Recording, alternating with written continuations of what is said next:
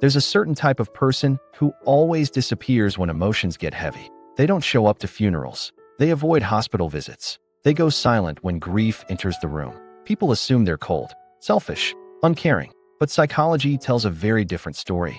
Because the people who avoid emotional events aren't running from death. They're running from something inside themselves. And once you understand what that is, you'll never see absence the same way again. Funerals and emotional gatherings force us to face what the human mind is best at avoiding: loss, vulnerability, and the parts of ourselves we never learned how to feel safely. Let's uncover the hidden psychological reasons why people avoid funerals or emotional events, and what it reveals about how the mind protects itself. Stay till the end, because the last reason is the one most people never expect. 1. Emotional overload, the brain's emergency exit. For some people, emotional environments are overwhelming. Their nervous system reacts as if it's under threat. Tears, silence, grief, all of it hits at once. The brain says, too much. I can't process this. So it chooses avoidance, not out of disrespect, but self-preservation. This is common in people who grew up suppressing emotions or were never taught how to regulate them.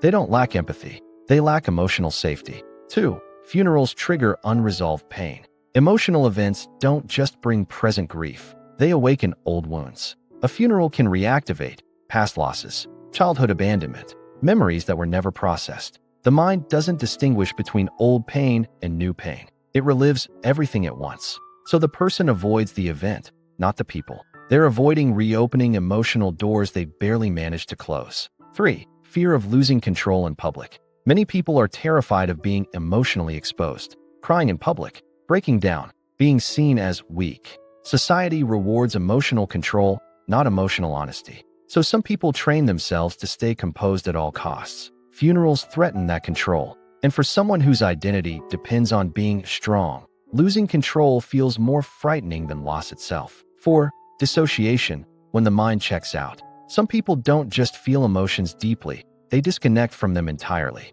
This is called emotional dissociation. Instead of crying, they feel numb. Instead of grief, they feel empty. Emotional events expose this numbness, and that can be disturbing. It reminds them that something inside feels unreachable. Avoidance becomes a way to protect the fragile balance they've built just to function. 5. Death forces self-reflection. Funerals don't just remind us that someone else died. They whisper a much scarier thought. One day, this will be me. For people who avoid thinking about mortality, meaning, or purpose, funerals feel existentially threatening. They trigger questions like, am I living fully? Have I wasted time? What will people say about me?